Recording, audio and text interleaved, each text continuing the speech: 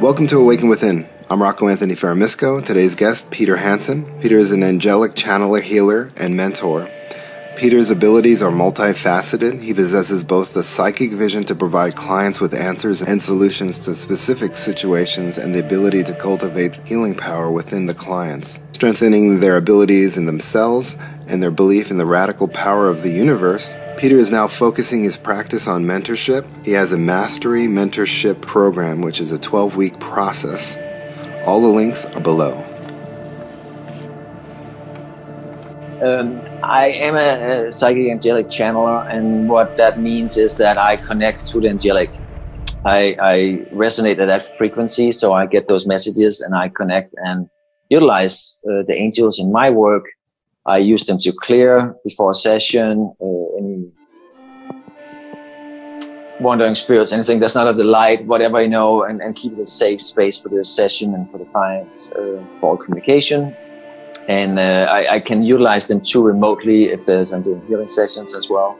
But really, it's about the high frequency and the high vibration information coming through, allowing that to come through in a safe, recognizable way, because most people, a lot of people, all the people, if they're aware of it or not, they resonate with it because they start to remember how that feels to be on the other side. And the angelic frequency is so much like that. It's like being in that safe womb space, unconditional love. There's no duality. It's like very safe, very warm, loving. I have clients who just, every time they see me, they start crying. It can be, and that's another thing. The more you activate these angelic frequencies and Christ consciousness within you, you start projecting it as a portal through your eyes. When you're channeling, like when I tune in and people look into my eyes, they're like, people get so many messages that way, and the vibrations, being in the vicinity, and that's very powerful. So it's not just the words coming out, it's so much more. It's an energy being channeled through my eyes or just the energetic field within. So about the mentorships, that's I like you mentioned that, because it's so much about, I feel like I've been doing that more and more, because it's like the human self want a teacher. When you start to awaken spiritually and awakening the soul, it's much more of a guide. I learned that people need, which is resembling my journey, because I went through it myself first. And that's really what it's about when you come into the soul journey, is that we activate within ourselves the answers. So we don't need the teacher, we need a guide to teach us how to do it ourselves. So you need somebody who actually have done the work and done the journey themselves to let you feel that frequency, feel how it feels, and that will help you to activate that within you. Somebody who can safely guide you over that mountain or through that next stage or that next milestone. So it turned into that and much more, and it's very gratifying for me too, because I really enjoy seeing people like clearing old stuff that just they've been battling with their whole lives. First clearing that at first, maybe the first couple of weeks or longer, and then when that's clear, then we can start implementing new tools and start consciously creating our life. And it's take it to a totally new level. It's like you start to living in a dream world. You're walking in the dream. It's pretty amazing. And seeing people start doing that and they're getting it, and then they see, okay, it works over here. I can do it over here too, and over there. And it's like the whole thing just like, wow. It's like so expansive, and you have access to multiple timelines at the same time. Your multidimensional self is being fully activated, and you are not just limited to your physical reality or body anymore. Did you touch into, you said multiple timelines?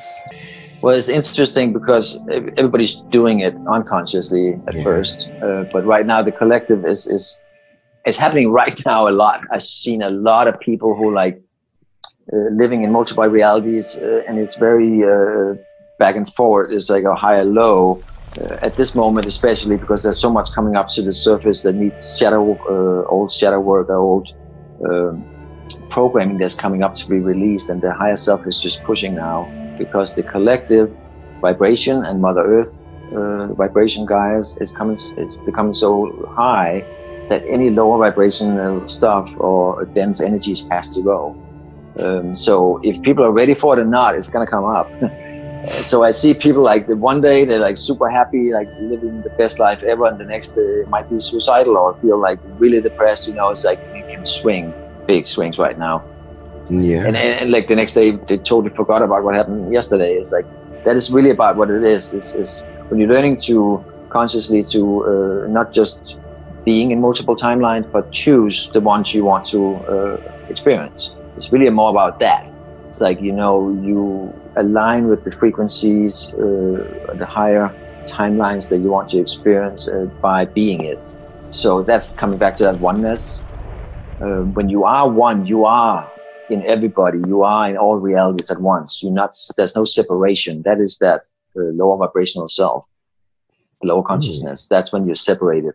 There's right and wrong. There's like separation. There's you know, dark and light and all that stuff. You know. So when you fully step into the oneness, and we are living as a collective, and that's it takes a lot of work. It's so many concepts that have to change, like sharing instead of giving. Or, you know, it's like it's just you living as a whole. Money is not needed when you get there. Like, there's no, you're not taking anything with you.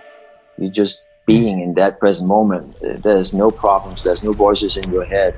There's no time. It's really, you are in zero energy. Everything works backwards from what it did before. But at the same time, it's back to the original timing frequency of our souls, of the universe, the sacred geometry.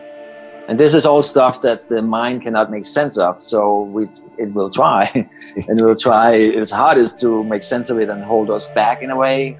So that's another part of it, is like trusting the journey and know that everything is going to work out for you, and continuously feel your way in the right direction.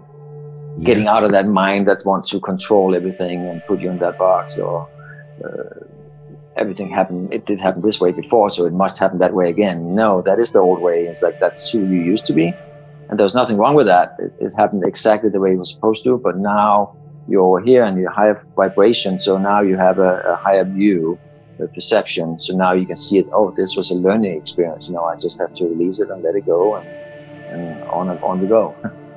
Yeah, actually, I think too, another great thing is learning about that you have these meditations. I love this story, so if you could maybe just touch on it for a little bit so they can kind of get to know what brought you here. Right. Well, I love that too, like the near-death experience. You know, it was an exit point. I didn't take it, you know, because I got aligned with my mission, my true mission. It's not time to go yet. And I was in a car accident when I was 21. I cracked my head open. I flew through the windshield. I didn't have my seatbelt on. And I was in a coma for 10 days. But like that whole accident site, I remember the golden lining up to my body. It was leaving, you know, my soul, or my light body is what it was. You know, I see the string between. I also had the elevator experience in the hospital. First, I had to decode that after a while. But it was actually two guys taking me up in the elevator. And then I learned later through research and life between life stories from other near-death experiences that they had a similar experience, you know, with the elevator going up, and some open, some go out, some go in. You know, I just went up and then nope, going back down. In a good way. In a good way. And when I woke up in the hospital, my spirit was so high. You know, I came straight from the other side. It was like people like, you know, shocked by it. I felt, you know, and I felt, of course, mentally, I was ready. I was supposed to run a 16K or something like that following weekend. And I was like, oh, I can do that in my mind.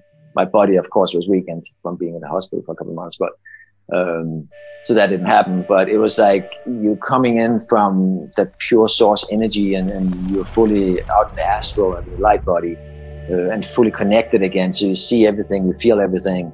And then coming in and trying to fit it into a physical body is very, it's difficult at first. But it gave me that insight. It opened up. I fully activated and awakened me to my full potential. And a year after that, I moved to California from Denmark, where I'm from, to the West Coast, which is very associated with Gabriel in the West, Archangel Gabriel.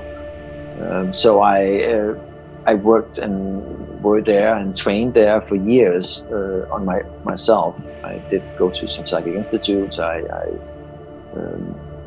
kept challenging myself, kept learning more, kept activating my gifts, through hypnotherapy and other venues, just kept learning, activating all my gifts, and then fully start doing it and using it. And then that's when you step into the teacher role, the law of one, which is you the teacher and the student. You go back and forth, sometimes you're learning. And the same with when I sit with clients, I'm learning something from every session as well.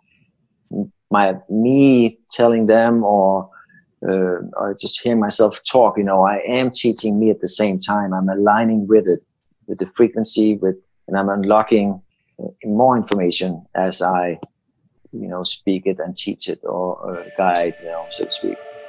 So that's important to remember too, that, you are not just a student your whole life, no, you go back and forth, and it's a higher perspective. It's just about unlocking that mystery within, so you have full access to it again. And that's like we mentioned earlier with the mentorship guidance. That's really what it's all about. It's about teaching you to do it yourself, because you already have it inside. It's just about gaining access to it. Super important. Oh yeah, definitely. And too, I suggest people actually read up a little bit, because seems like you, I guess by getting a mentorship, or even when you're touring and stuff, there's more than just meets the eye, because you just mentioned too, you did some type of hypnotherapy, so you know a little bit about hypnotherapy.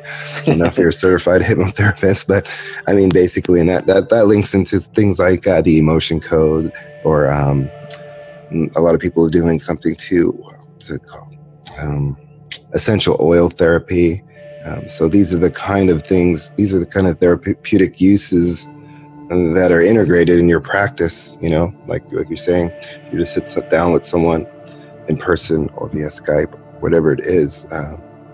Also actually to have access and knowledge too to I don't practice it though. I don't. Yeah. I used practitioners. There's plenty of them for past life regression, and there was a point where I felt like I had like 99% of my gifts activated, but there was still something missing. Mm-hmm. So I had a long soul retrieval kind of session where we went back in and I met with my higher self, and I gave the therapist my questions, and I found all the answers, and it was really powerful. So definitely, you go into your subconscious mind with a guide as well, it is very powerful. Yeah, that's what I say too, is being that now that I learned that you learn and know about the subconscious. So in general, the question would be, where is the collective consciousness right now? It's exactly where it needs to be. Yeah, for everybody. I like the way you put it, and I kind of want to dig into what you just said, because it's coming back to that oneness and sharing. I've never been threatened by sharing other people's information if it's relevant for me. And if I feel other people would gain, knowledge and get ahead by listening to it too, I freely share it. I've done that with a lot of people through my messenger on Facebook, and you being one of them. And I got great feedback from that, and it's like it comes up at perfect timing. And then I got so many responses all the time, every time, that this is exactly what I needed, because I feel what the collective is feeling, And then it's just like a voice saying, you got to share this, so I just do it. I don't second guess it. And that's a big guiding, stone, or whatever you want to call it. Like, it's a big thing when you start to fully learn how to listen to spirit, or your higher self, and the information coming in. Don't second guess it. Don't try to make it, just follow it. The more you can just keep it pure and the first thought or the first communication coming in, that is the truth, otherwise the mind will start to work on that. So back to the collective, I do feel like the collective consciousness is rising so much now, and a lot of people are either willingly or consciously or unconsciously participating in it, that things in their lives are coming up that need to be released or revisited or changed the way they do things, because people feel within it cannot be done this way anymore, because it simply doesn't work that anymore. When you start to activate your heart space fully, you cannot lie to yourself. You cannot lie to anyone else either. If you teach it, will just feel wrong.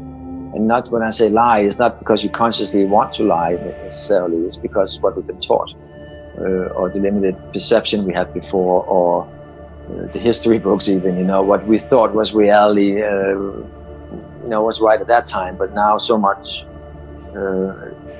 has shifted that now we are feeling and thinking with our hearts instead of our minds. So the minds are following the heart instead of the heart following the mind, which it was used to be that way. So when people fully connect with the heart space and start to expand and digging deeper and gaining access to higher frequencies and more informations, automatically they start to awaken and become curious for more information and listening to those feeling, that intuition, what feels right for me. Much more, it's coming from the heart. It's like people, vaccinations, not that I want to go into anything like that, but it's like people like this is not right. I don't want to give that to my kids or whatever it is, you know. And then people start to follow through with that, and like it's a mindset, it's a way of living, it's the frequency. You're aligning with a higher frequency, a higher collective, what's good for everybody, not just what's good for a few. And that's the big difference, you know, like a conscious revolution, so to speak. You know, it's beautiful. Totally off topic, but let them know why you wear these hats, these different hats a lot. It comes up once in a while, you know, and I'm glad you asked that question, because it actually started back when I started doing Kundalini yoga back in LA. Let me see, I think. Can you still see me?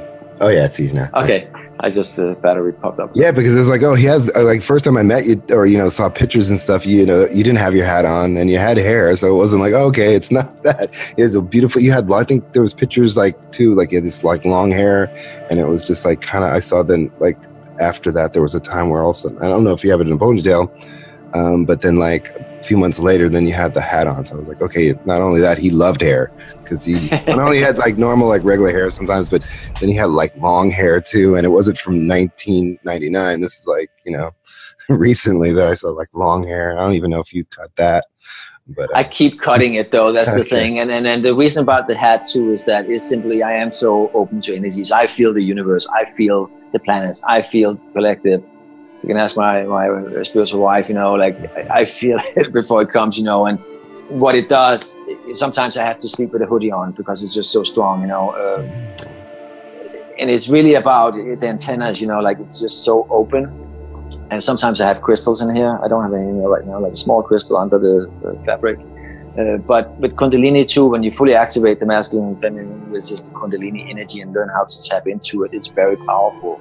And that's one thing that stuck with me. What the Kundalini teachers back then said, you know, you see them wearing turbans, you know, and the hats just work for me, for my styling and my, you know, persona, whatever, you know, branding.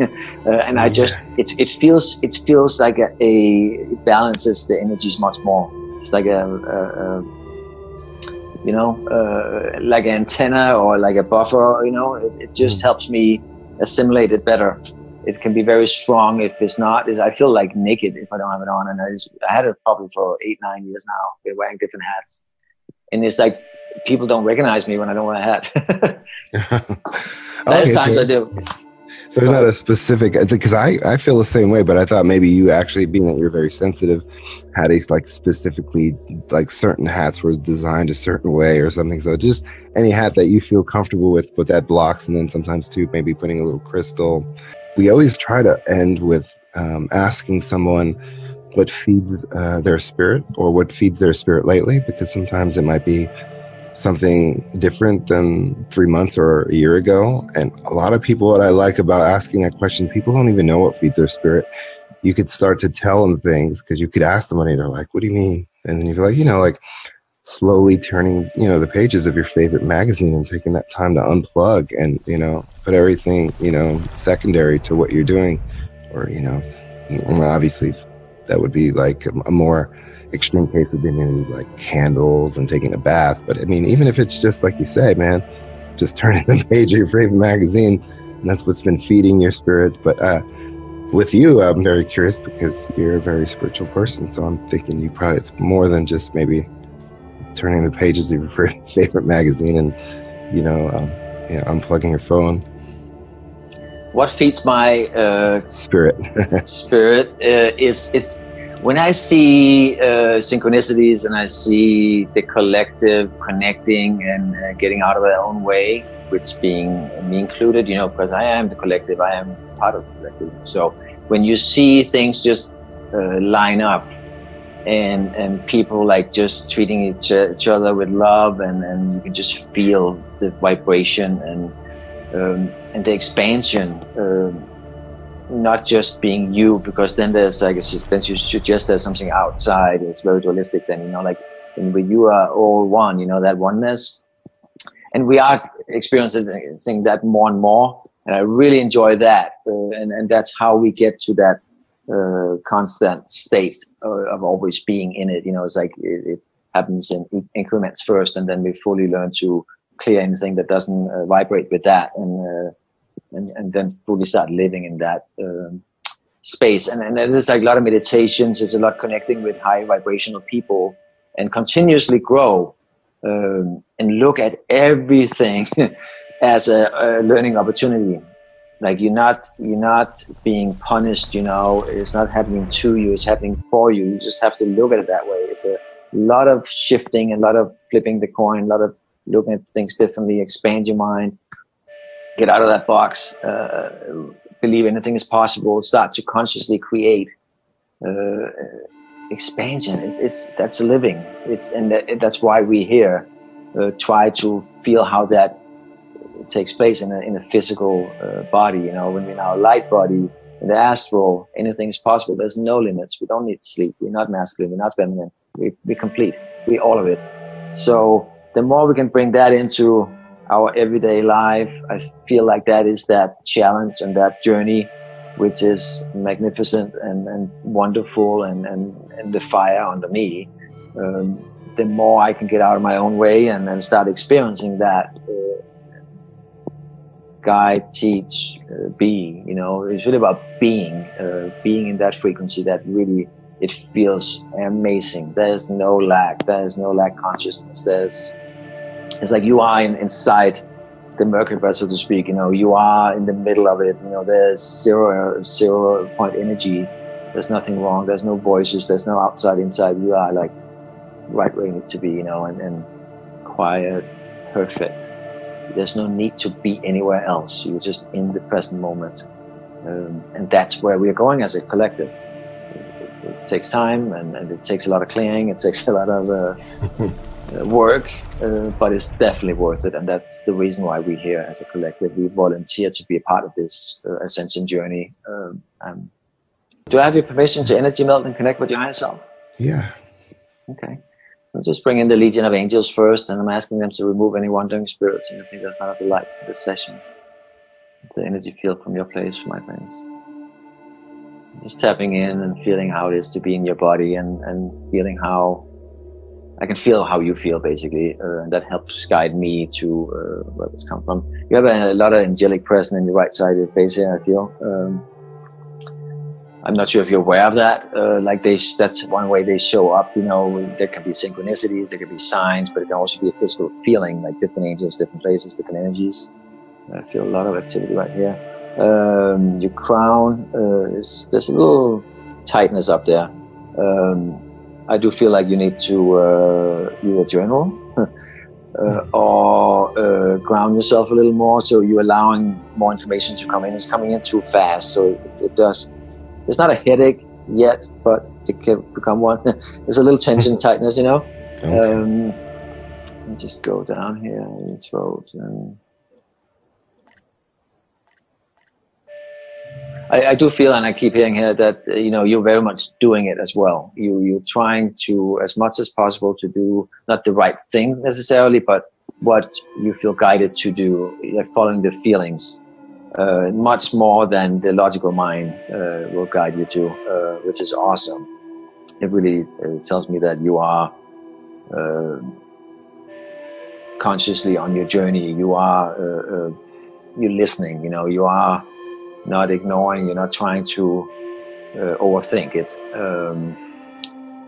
I do feel like there is some your inner child is there's some tightness from your solar plexus down to your root chakra, basically, and I can feel that the inner child is still trying to get out.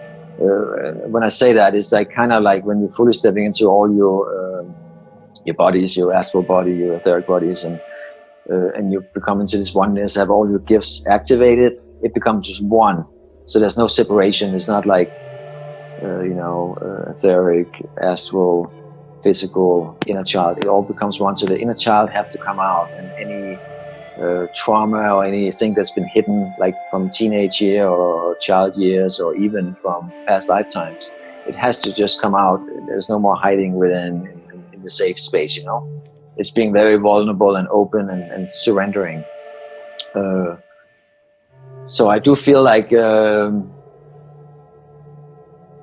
you will be facing some of that in a positive way. There'll be some stuff coming up that just needs to be released, stuff that's been avoided for many, many years, but the higher self is just pushing it up to like now it's clear to be removed. And a big part of that, what I keep hearing too, is that it's a perception as well from you, the way you look at it. It's like the old human mind, the logical mind is like, okay, we don't want to deal with it, we just push it over here. But when in reality, it's like if you learn how to alchemize that energy and just fully surrender and then look at it differently, it takes all the power away from it. And that is that gift, that is that lesson that you set up for yourself to experience that, how that feels in the physical body right now. That's what I'm getting. So you might feel more emotional, more divine feminine energy, unconditional love, just flooding in. It was just coming out of nowhere. You could start crying. No judgment. It's really good. It's really good to release. Tears are underused for males, when it's needed, it's needed. It's really good to. It helps you open up, not just your heart space, but your energetic body too. So you have access to so much more information through the divine feminine. That is really how you access get full access to your soul, is through the divine feminine. So you have to be coming in that unconditional love and be vulnerable and open to anything. That was interesting. Any questions? But all right. Well, have a great day. Thanks. You too, buddy. Thank you. Yeah, thanks so much. Bye. Bye.